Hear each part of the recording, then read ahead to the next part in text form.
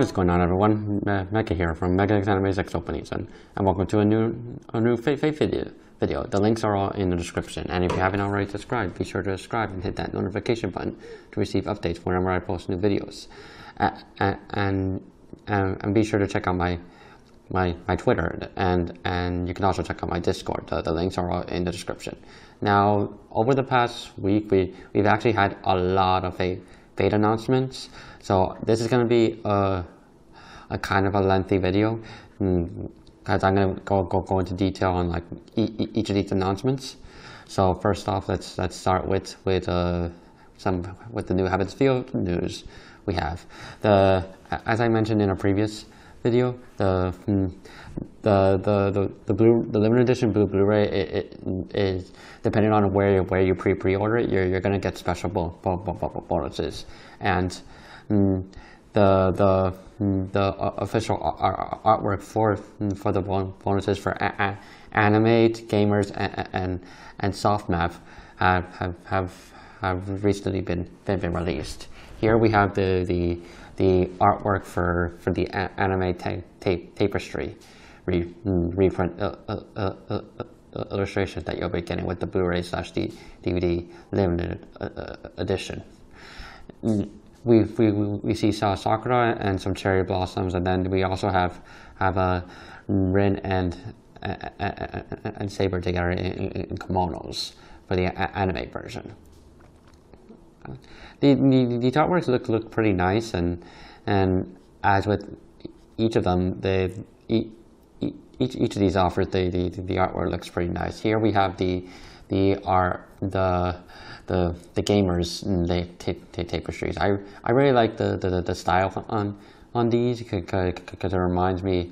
It not only gives me like gives you the Heavens feel, but it also reminds me of Unlimited Blade Works. As you can see, Ren and Archer in the second one. This one is actually my second favorite. Obviously, Ufotable has the best offer because they're the ones that animated it, so they're obviously going to have the best offer. And finally, we have SoftBank. Here we have SoftBank decided to go with like a beach style for their tapestries, and we see Sakura on the beach, and then for the second one we have Rin and Saber what appears to be a like a hot spring, which is pretty nice. And yeah, so yeah, that's what we have. That's the new Heavens Field news. We have some new tapestry official artwork released, and now moving on to the next announcement. It's figure news. Jean the Arc Alter is joining the Charlotte Forme figure line. The Charlotte Forme figure line is a figure line by Hobby Max, which takes the Nendoroid style. It's just basically a Nendoroid figure line of fake figures, and Jean the Arc Alter is the newest addition to that to the Charlotte Forme Beyond lineup. She is made by Hobby Max, and she is designed based on her Stage 3 design, but considering how she's a Nendoroid, she was given a chibi design, which is pretty nice. She is a painted, non-articulated, non-scale PVC and ABS figure, and she comes in at about 4.3 inches, so 11 centimeters. So not bad. She's expected to be released in January of 2019, and she would make a great figure for like a desk or like or a Nendoroid display case like I have. And so next on the list we have a new Jean the Arc Alter figure. Jean the Arc it seems that we have a lot of D&D Arc altar figures coming out. I actually don't really like the design on this one that much. I feel she's like too skinny, and I just don't really like the design on it that much. I like the grin on it, and the fact that you can like change the pose is pretty nice, but I just don't really like the design on it personally. And yeah, here's another pose you can give her. Like she comes with a lot of poses you can do.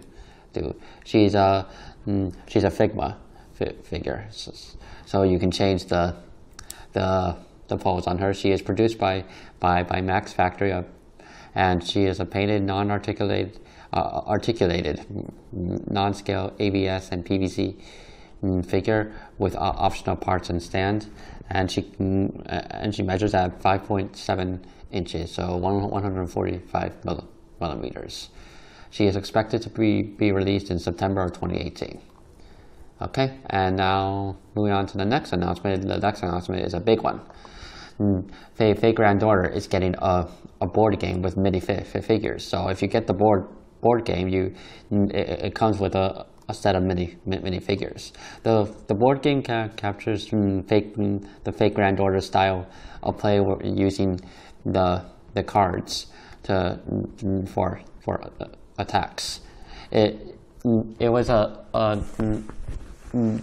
board game is a part of the FGO project, which began in July of 2015.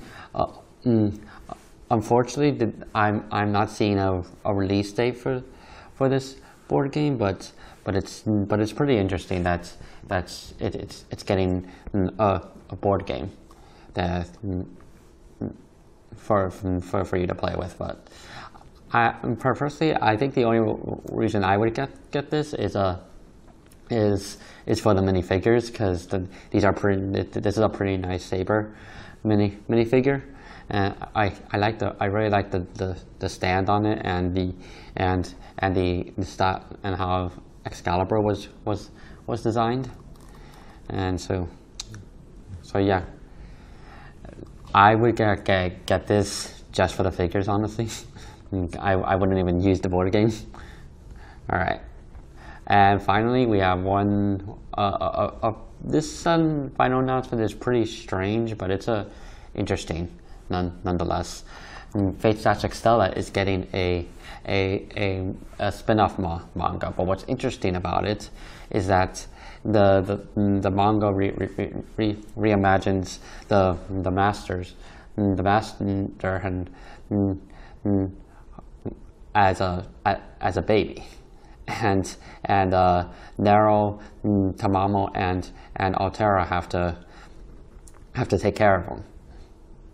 Yeah, it's set in a parallel world where the masters are babies, and Nero, Tamamo, and Altera have to take care of the baby.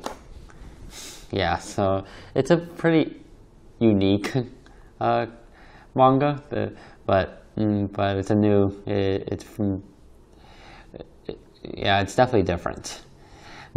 Extella is the sequel to CCC, and it was released on the PlayStation 4, and it's also now available on the Switch and PC.